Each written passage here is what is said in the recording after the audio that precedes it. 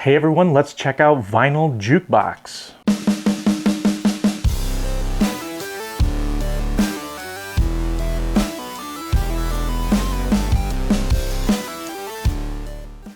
What's up, Brew Crew? Welcome back to another Brew Crew review. Today we're going to be taking a look at Vinyl Jukebox, which is a two-player standalone sequel of sorts to Vinyl. This game was originally kickstarted alongside the Vinyl reprint.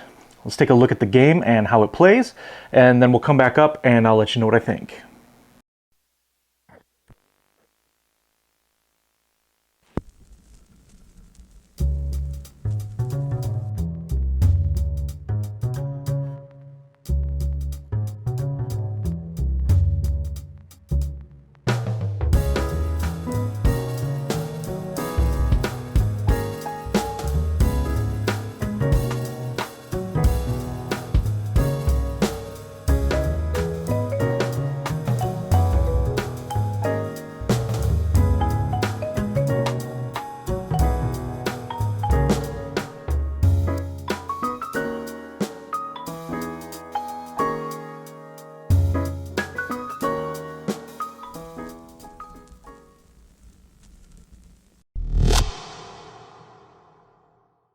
A game of Vinyl Jukebox lasts until one person has completely filled their jukebox with 45s. At the beginning of the game, you'll be dealt 3 objective cards. You'll discard one of these and keep the other 2. At the end of the game, you'll choose one of the 2 objective cards to score. On your turn, you can take one of 2 actions. Either insert coins into the jukebox, or empty the coin box. When you insert coins, you will draw coin tokens out of your bag, one at a time, and place them on your player board. You can choose to place them in either row, and the row that the coins are placed in will be important when it comes time to spend the coins. If you cover a red diamond space, then your opponent gets to draw a token out of their bag and place it on their board. You can continue drawing tokens out of your bag until either you have no spaces left or you decide to stop.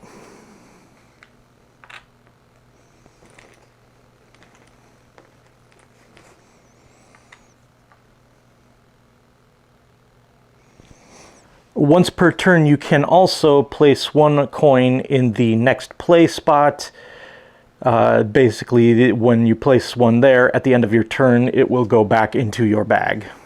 When choosing where to place your coins, you may also choose to stack your coins if they share characteristics. So for example, these 2 B-side tokens could be stacked. If you've managed to get one of the bonus coins, you can stack it based on either characteristic showing on the coin. However, you can never stack coins on the next play space. Once you've completed the inserting coins action, you have 2 options. You can either purchase a 45, or you can exhaust a full row of coins. To purchase a 45, you will take a look at the records available in the market. Then you may spend coins from the same row on your player board that match all 3 characteristics, genre, decade, and side, to take that record and place it into your jukebox.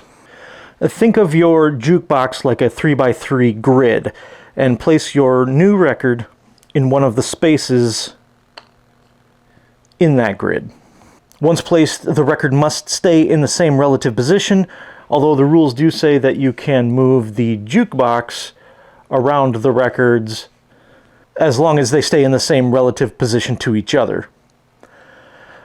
Once you've completed a full row or column of 45s, then you can take a look at the scoring tiles and see which of these you've met the criteria for. Each tile shows a characteristic, either a decade, genre, or side, and tells you how many of that symbol you need to have to score that tile. You can choose any tile that you meet the requirements for, but you can only choose one per completed row or column. If you're the first player to take a tile from a set, take the rival token and give it to your opponent to put into their bag. If you can't or choose not to purchase a 45, then you can instead exhaust 1 or 2 full rows on a turn that you've inserted coins into the jukebox. For each full row that you exhaust by moving the coins from the coin spots down to the coin box, you may put one of the bonus coins into your bag. Bonus coins are nice because they have both the genre and the decade on them. However, they are one-time use. Anytime you use a bonus coin to purchase a 45, it will be returned to the general supply rather than going into your coin box. Now, instead of inserting coins into the jukebox, you may instead empty your coin box. This means taking all of the coins from your coin box that you had previously spent and placing them back into your bag. Then you could choose 2 bonus coins to take, placing them directly into your bag. Now the game will continue with players taking these actions until one player has completely filled in their 3x3 grid with 45s, at which point we finish the round and then we count up the final score. Now first, whichever player did not completely fill their jukebox may now look at their incomplete rows and columns and see if they're able to claim any of the remaining scoring tiles. Then players will add up the points on their scoring tiles. They will also be able to choose one of their objective cards to score. For each genre that they were able to match in the grid on their objective card, they'll score a certain number of points. 2 points for 1, 4 points for 2, and 9 points if they're able to get all 3.